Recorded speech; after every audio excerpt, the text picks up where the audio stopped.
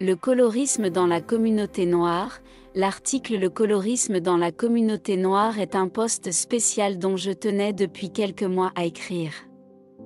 Comme vous le savez, mon blog s'est toujours adressé à l'ensemble des femmes noires.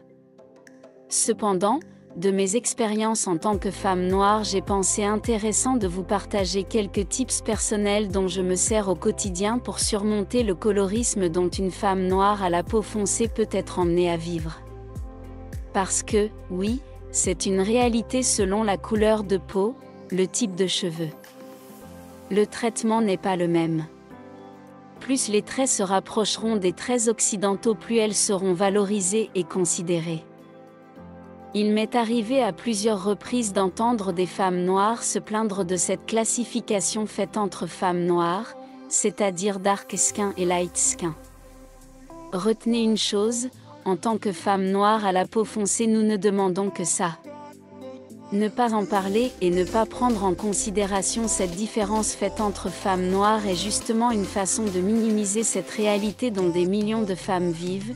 Je ne vous apprends rien en vous disant que le colorisme prend ses racines durant la période de l'esclavage. Les femmes noires et claires de peau bénéficiaient d'un meilleur traitement. On sait aujourd'hui grâce à des témoignages et documents que les femmes esclaves à la peau claire servaient davantage de servantes à l'intérieur des maisons et étaient vendues plus cher contrairement aux femmes noires à la peau foncée qui restaient dans les champs. Je pense qu'une des premières étapes est d'accepter ce sentiment de douleur.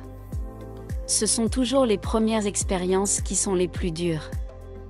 Accepter que oui, tu viens de subir du colorisme à cause de ta couleur de peau et que c'est tout à fait normal que ça fasse mal. No shame. Accepter la douleur est nécessaire.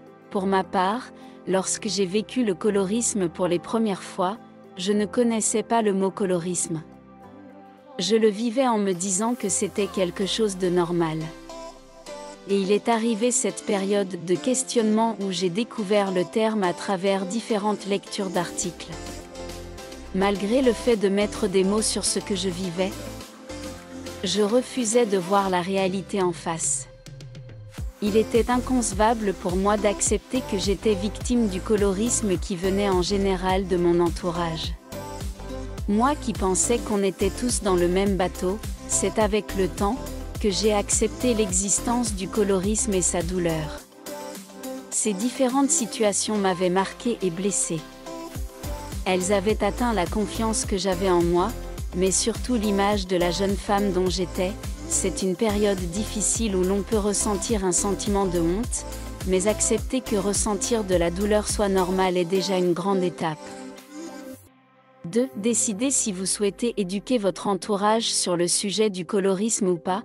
C'est une prise de décision qui peut paraître assez bizarre. Mais croyez-moi, si votre entourage se compose de personnes ignorant ce qu'est le colorisme, vous aurez sûrement constamment ce sentiment ou ce devoir d'avoir à expliquer afin d'éclairer quelques lanternes. Gardez en tête que ce n'est pas tout le monde qui est prêt à accepter ses torts et surtout à assumer le tort causé. Vous pouvez sinon simplement accepter le fait que vous n'êtes pas là pour éduquer les gens.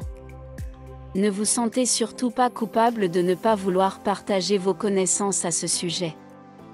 D'ailleurs, c'est souvent dans cet état d'esprit que je suis. Arrivé à un certain âge, certaines choses ne passent plus. Enough is enough. 3. Passer du temps avec des gens ouverts d'esprit. Cela peut paraître logique, mais en fréquentant des personnes ouvertes d'esprit, vous protégez votre space au quotidien en y introduisant des gens sains.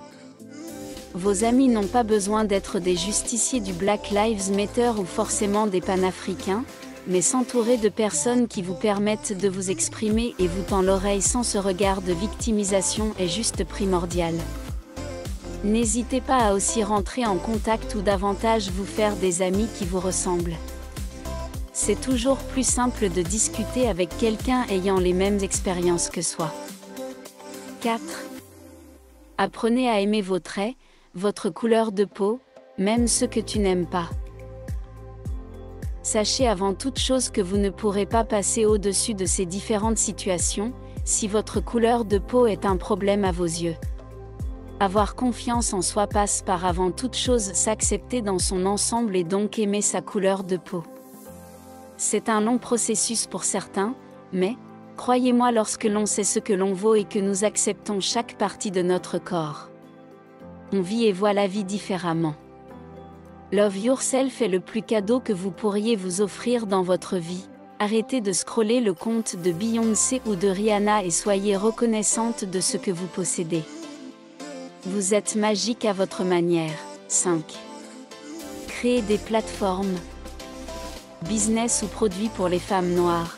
Lorsque j'ai créé ce blog, je souhaitais que toute femme noire passant sur ce blog puisse se retrouver dans mes écrits, struggles mais aussi mes réussites. J'ai souhaité miser sur l'honnête et le partage puisque je suis persuadée que ce sont deux qui peuvent nous rassembler. J'en profite pour vous remercier pour tous vos commentaires ou messages laissés ici ou sur ma page Instagram. Vos retours comptent énormément et sont une des raisons de la longévité du blog. I am so grateful.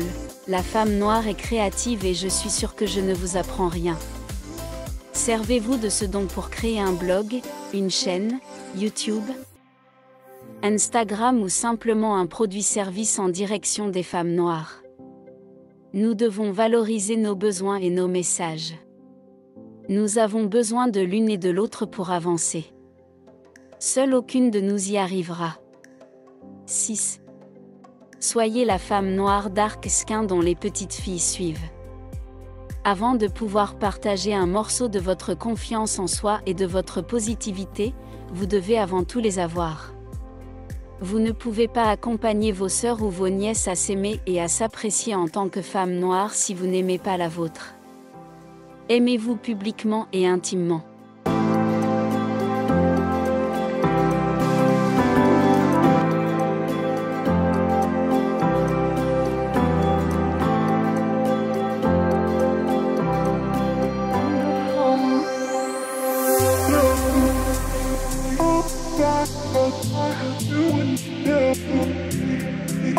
God,